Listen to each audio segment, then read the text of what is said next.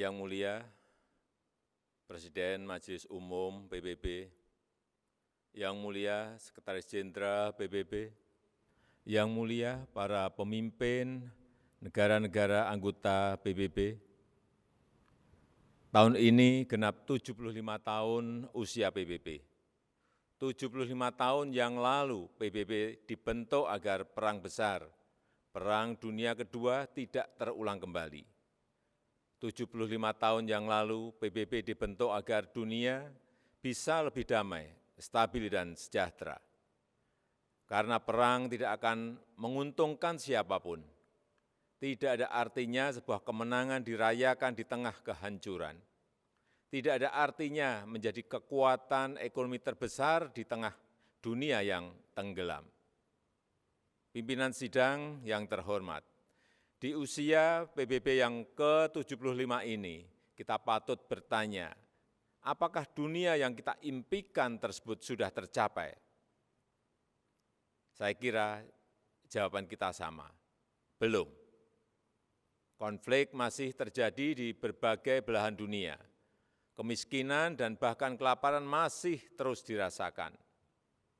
Prinsip-prinsip piagam PBB dan hukum internasional kerap tidak diindahkan, termasuk penghormatan terhadap kedaulatan dan integritas wilayah. Kita semua prihatin melihat situasi ini. Keprihatinan kita menjadi semakin besar di saat pandemi COVID-19 ini. Di saat seharusnya kita semua bersatu padu, bekerja sama melawan pandemi, yang justru kita lihat adalah masih terjadinya perpecahan dan rivalitas yang semakin menajam. Padahal kita seharusnya bersatu padu, selalu menggunakan pendekatan win-win pada hubungan antar negara yang saling menguntungkan. Kita tahu dampak pandemi ini sangat luar biasa, baik dari sisi kesehatan maupun sosial ekonomi. Kita juga paham virus ini tidak mengenal batas negara. No one is safe until everyone is. Jika perpecahan dan rivalitas terus terjadi, maka saya khawatir pijakan bagi stabilitas dan perdamaian yang lestari akan goyah atau bahkan akan sirna. Dunia yang damai, stabil dan sejahtera semakin sulit diwujudkan.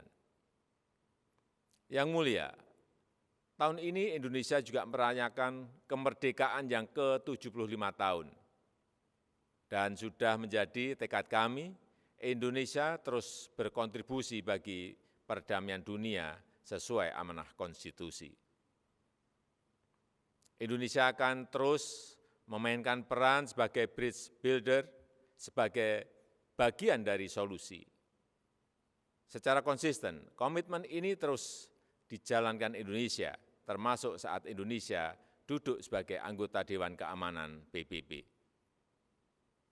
Spirit kerjasama akan selalu dikedepankan Indonesia, spirit yang menguntungkan semua pihak tanpa meninggalkan satu negara pun.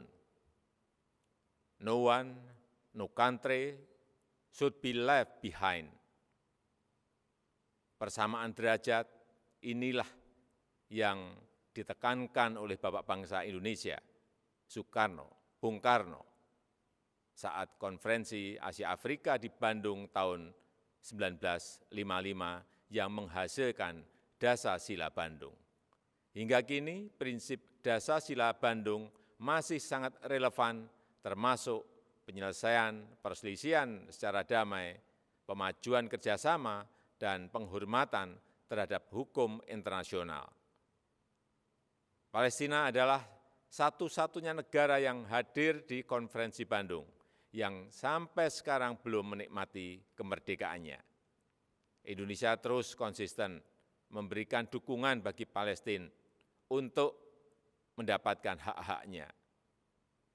Di kawasan kami sendiri, bersama negara-negara ASEAN lainnya, Indonesia terus menjaga Asia Tenggara sebagai kawasan yang damai, stabil, dan sejahtera. Pada hari jadinya yang ke-53, 8 Agustus 2020 yang lalu, ASEAN kembali menegaskan komitmennya untuk terus menjaga perdamaian dan stabilitas kawasan. Spirit kerjasama dan perdamaian inilah yang kemudian didorong Indonesia ke kawasan yang lebih luas, kawasan Indo-Pasifik melalui ASEAN Outlook on the Indo-Pacific.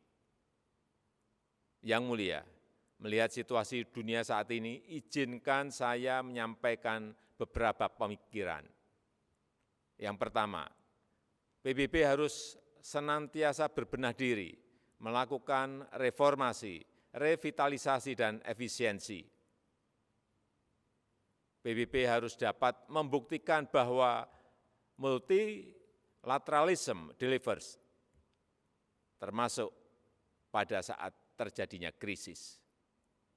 PBB harus lebih responsif dan efektif dalam menyelesaikan berbagai tantangan global. Dan kita semua memiliki tanggung jawab untuk terus memperkuat PBB, agar PBB tetap relevan dan semakin kontributif sejalan dengan tantangan zaman. PBB bukanlah sekedar sebuah gedung di kota New York, tapi sebuah cita-cita dan komitmen bersama seluruh bangsa untuk mencapai perdamaian dunia dan kesejahteraan bagi generasi penerus. Indonesia memiliki keyakinan yang tidak tergoyahkan terhadap PBB dan multilateralisme.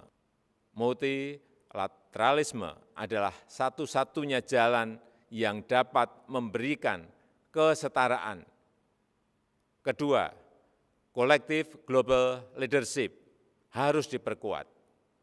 Kita paham bahwa dalam hubungan antar negara, dalam hubungan internasional, setiap negara selalu memperjuangkan kepentingan nasionalnya. Namun, jangan lupa, kita semua memiliki tanggung jawab untuk kontribusi menjadi bagian dari solusi bagi perdamaian, stabilitas, dan kesejahteraan dunia. Disinilah dituntut peran PBB untuk memperkokoh kolektif global leadership. Dunia membutuhkan spirit kolaborasi dan kepemimpinan global yang lebih kuat untuk mewujudkan dunia yang lebih baik.